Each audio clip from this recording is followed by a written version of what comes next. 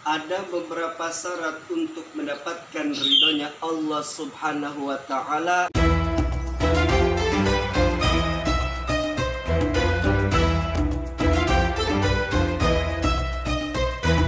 Assalamualaikum warahmatullahi wabarakatuh.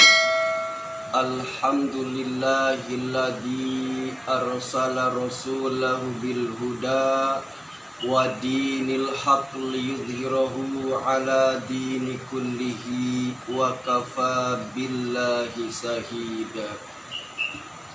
Asyhadu an la ilaha illallah wahdahu la syarikalah wa ashadu anna Muhammadan abduhu wa rasuluhu la nabiyya ba'dah. Faqad qala Allah ta'ala fil Qur'anil Karim wa huwa asdaqul qailin. A'udzu billahi minasyaitonir rajim. Bismillahirrahmanirrahim. Faman kana yarju liqa'a rabbih falyamal amalan salihan wa la yusyrik bi ibadati rabbih ahada.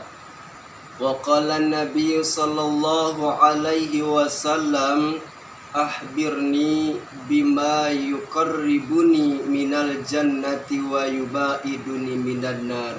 Al-Hadis. Pertama-tama mari kita panjatkan puji dan syukur kita kehadirat Allah Subhanahu wa Ta'ala. Dan tak lupa salawat beserta salam semoga tercurah limpahkan kepada junjunan alam, Habibul alam, nyatana Kangjeng Nabi besar Muhammad sallallahu alaihi wasallam. Dan tak lupa kepada keluarganya, kepada sahabatnya, sampai kepada kita semua selaku umatnya.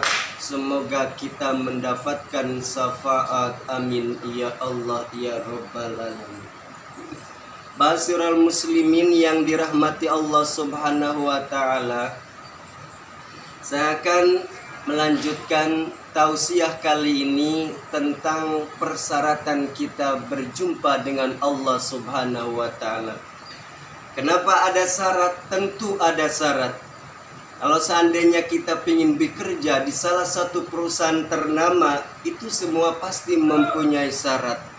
Begitupun kita ingin berjumpa dengan Allah Subhanahu wa Ta'ala, ingin bertemu dengan Allah Subhanahu wa Ta'ala, yakni di mana tempatnya? Yaitu di surga Allah Subhanahu wa Ta'ala, dengan konteks Al-Quran surah Al-Kahfi ayat 110.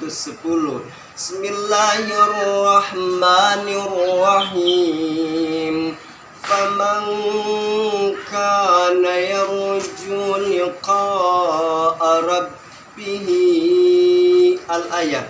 Jadi paman, barang siapa, di sini menunjukkan kepada siapa yang ingin berjumpa dengan Allah Subhanahu wa Ta'ala di surga, ada dua syarat ketentuan menurut ayat suci Al-Quran.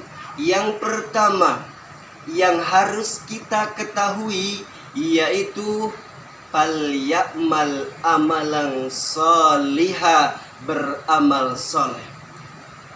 Di sini konteks amal soleh itu luar biasa banyak. Tak bisa dikatakan universal. Yuk kita lihat, berbicara amal soleh tentunya menyangkut yang namanya hablum minallah dan juga hablum minannas. Hablum minallah yaitu ibadah yang secara langsung kepada Allah. Lewat kita berdoa kepada Allah, lewat kita bermunajat kepada Allah Subhanahu wa Ta'ala, lewat bacaan ayat suci Al-Quran, sama dengan kita berkomunikasi dengan Allah, karena Al-Quran disebut dengan namanya kalamullah. Jika seandainya kita mampu rajin membaca ayat suci Al-Quran, termasuk salah satu ibadah hablum minallah yang secara langsung ketentuan kepada Allah Subhanahu wa taala. Makanya di sini konteksnya kita harus terus melaksanakan ibadah kepada Allah. Itu yang pertama. Dan yang kedua, termasuk ibadah hablum minallah yang dinamakan kita melaksanakan sholat yang 5 waktu. Itu termasuk dinamanya ibadah hablum minallah. Ada beberapa syarat untuk mendapatkan ridhonya Allah Subhanahu wa taala sesuai konteks di dalam Al-Qur'an surah Al-Kahfi ayat 110. Ada 2 syarat untuk mendapatkan ridhonya Allah Subhanahu wa taala. Pertama, falyamal amalan sholiha. Jadi pertama syarat untuk mendapatkan ridhonya Allah Subhanahu wa taala yaitu beramal soleh. Bayangkan, kenapa beramal soleh itu syarat pertama untuk mendapatkan ridhonya Allah Subhanahu wa taala. Contoh, misalkan kita ingin gaji besar, otomatis syaratnya kita harus rajin bekerja. Ketentuan sebuah perusahaan selain kepintaran dan syarat ijazah, otomatis ia pun harus tekun dan rajin bekerja. Pasti ia akan mendapatkan gaji. Itu syarat. Ini syarat ketentuan, karena yang namanya ingin atau keinginan seseorang untuk mendapatkan ridhonya Allah Subhanahu wa taala beramal soleh, poin anu pertama atau poin yang pertama, karena dengan beramal soleh ini kita akan mendapatkan ridhonya Allah Subhanahu wa taala. Karena amal soleh itu banyak macamnya. Hablum minallah misalkan, hablum minannas. Hablum minallah itu langsung ketentuan sama Allah Subhanahu wa taala yang berkaitan ibadah langsung erat hubungannya kepada Allah. Misalkan kita membaca ayat suci Al-Qur'an, misalkan kita rajin salat tahajud malam, sehingga Allah berfirman di dalam Al-Qur'an, fatahajjad bihi nafilatalak. Jadi barang siapa yang melaksanakan sholat tahajud atau qiyamul lail, maka Allah akan mengangkat derajatnya. Jadi itu syarat kita beramal soleh.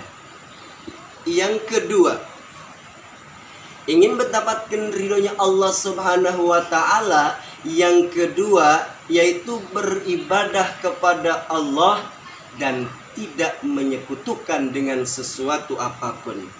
Karena dalam sebuah hadis Rasulullah, akhbirni bima yuqarribuni minal jannati wa yubaiduni minan nar. Ada seorang laki-laki yang datang kepada Rasulullah, "Ya Rasulullah, katakan kepadaku amal apa yang mendekatkan kepada surga dan menjauhkan dari neraka?" Lantas Rasulullah Shallallahu Alaihi Wasallam menjawab, amal yang mendekatkan ke dalam surga dan menjauhi dari api neraka, yang pertama wala tusyrik bihi syai'a. Jadi syarat yang pertama itu kita beribadah kepada Allah dan jangan menyekutukan dengan Allah dengan sesuatu apapun. Ini syarat. Yang kedua, watasilar rahmi. Ini syarat yang kedua, amalan yang akan mendekatkan ke surga dan menjauhi dari api neraka, yaitu rajin bersilaturahmi.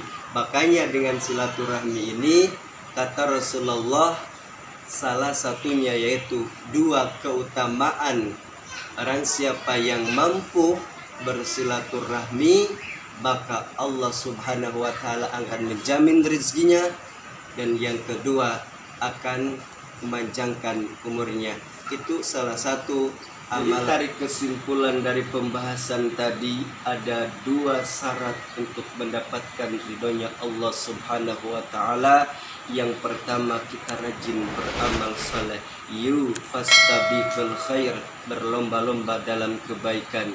Mudah-mudahan kita pun mampu melaksanakan kebaikan karena banyak kontak kebaikan itu sendiri, termasuk membantu tetangga, termasuk kita rajin melaksanakan amaliah-amaliah ibadah yang diperintahkan oleh Allah Subhanahu wa taala. Dan yang kedua yaitu beribadah kepada Allah dan tidak menyekutukan dengan sesuatu apapun.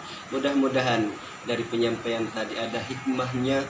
Mohon maaf atas kekurangannya. Wabillahi taufiq wal hidayah. Assalamualaikum warahmatullahi wabarakatuh.